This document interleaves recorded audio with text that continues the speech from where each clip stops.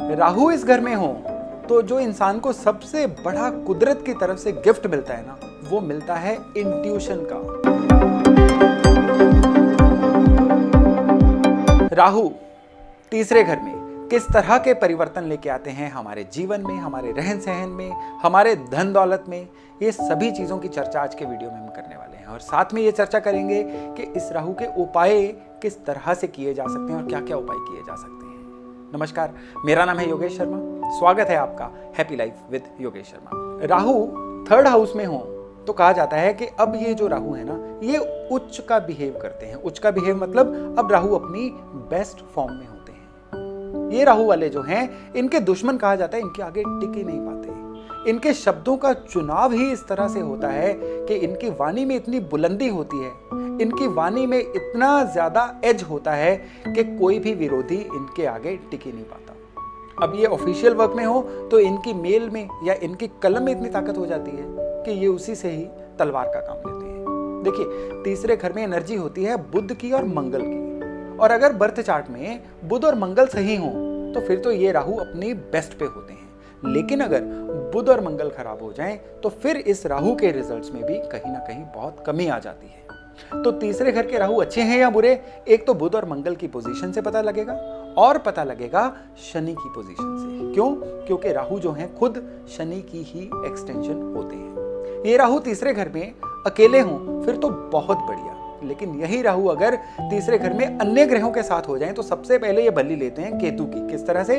अब birth chart में केतु के रिजल्ट बहुत खराब हो जाते हैं। बर्थ चार्ट में केतु के रिजल्ट खराब होने की वजह से उस इंसान के या तो नर संतान पैदा नहीं होती, या अगर बेटा पैदा हो जाए तो उसके बारे में लगातार दिक्कतें चलती रहती हैं। और ये दिक्कतें 34 साल की उम्र तक जारी रहती हैं। यानी मोटे तौर पर यह देखा गया है कि राहु तीसरे घर में हो और बाकी ग्रहों के साथ हो तो इनके जो नर संतान है वो 34 साल की उम्र के ज्यादातर बाद ही पैदा होती है। यहाँ पे राहु होने से इंसान को लिवर की दिक्कतें, डाइजेशन सिस्टम की, मेटाबॉलिज्म से संबंधित दिक्कतें काफी ज्यादा देखने को मिलती हैं। तीसरे घर के राहु की एक बहुत बड़ी निशानी होती है कि इंसान की बाजू पे किसी न किसी तिल का या मस्से का निशान जरूर होता है।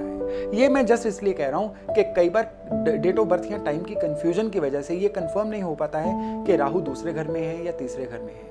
तो इसको देखने के लिए हमें अगर किसी की बाजू पर मस्से या तिल का निशान मिल जाए और राहु इसी कंफ्यूजन में हो तो फिर ये कंफर्म समझना चाहिए कि अब ये जो राहु हैं ये तीसरे घर के ही राहु इस घर में हो तो जो इंसान को सबसे बड़ा कुदरत की तरफ से गिफ्ट मिलता है ना, वो मिलता है इंट्यूशन का, आभास का।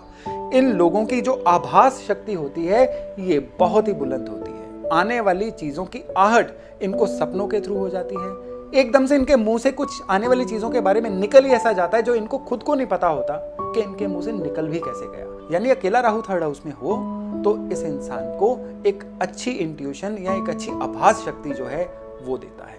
लेकिन यहाँ पे इस राहु की एक और दिक्कत होती है कि इनको अपने भाइयों की तरफ से पैसे की, प्रॉपर्टी की कुछ परेशानियां देखनी पड़ती हैं। या तो इनके भाई जो हैं वो कुछ पैसे की या प्रॉपर्टी की मैनिपुलेशन कर देते हैं, या कुछ परिस्थितियां ऐसी बनती हैं कि इनको भाइयों की वजह से पैसा या प्रॉपर्टी सैक्रिफाइस करनी भी पड़ जाती है। राहु थर्ड हाउस में हो और इन लोगों ने अपने घर में आइवरी यानी हाथी दांत की बनी हुई कोई भी चीज रखी हो तो अब ये चीज जो है दुर्भाग्य को लेकर आएगी। अब यहाँ पे राहु बहुत विषैले हो जाएंगे।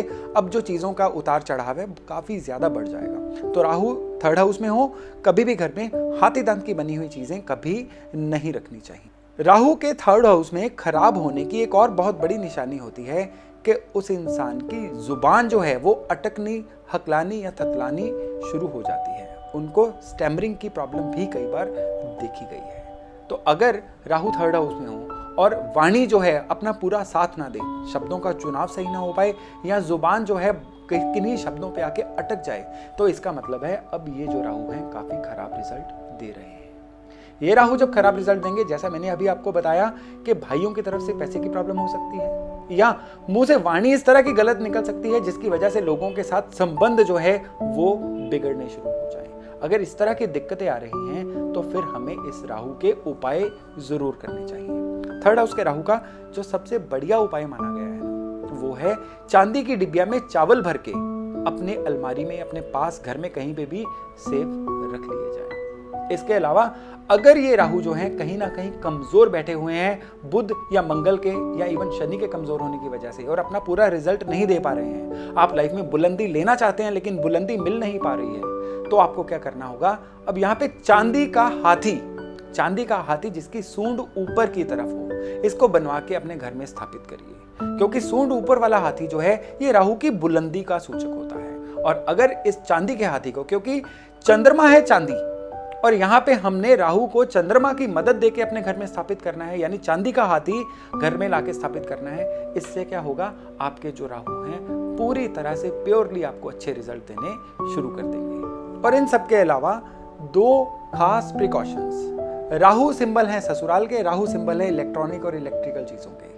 ससुराल से संबंध खराब ना करें, इससे राहु का बिगड़ना बचाया जा सकता है। और इसके अलावा घर पे पुरानी खराब इलेक्ट्रॉनिक इलेक्ट्रिकल की खराब चीजें ना रखें। वास्तु में तीसरा घर जो है साउथ की दिशा है, तो साउथ की दिशा में अगर बंद घड़ियां या खराब इलेक्ट्रॉनिक इलेक्ट्रिकल सामान पड़ा होगा तो फिर ये जो राहु है इसको स्पॉइल होने से कोई रोक नहीं सकता। तो इन प्रिकॉशंस को फॉलो करिए। अगर राहु खराब है तो उसका जो उपाय बताया गया है उसको जरूर फॉलो करिए। और इसके साथ साथ कमेंट करके मुझे जरूर बताइए कि अगर तीसरे घर में राहु है और जो मैंने आपको सिम्टम्स बताए हैं उनमें से कितने सिम्टम्स जो हैं आपके लाइफ के साथ मैच कर रहे हैं। आपको अगर वास्तु के या एस्ट्रोलॉजी के डेली अपडेट्स भी चाहिए तो मेरे Instagram Yogesh Sharma astrology account को जरूर फॉलो करिए। वहां पे आपको डेली के अपडेट्स जो हैं बिल्कुल रेगुलर बेसिस पे मिलते हैं। तो आज के वीडियो में इतना ही। राहु के चौथे घर के रिजल्ट लेके बहुत जल्दी मैं आपसे मिलूंगा।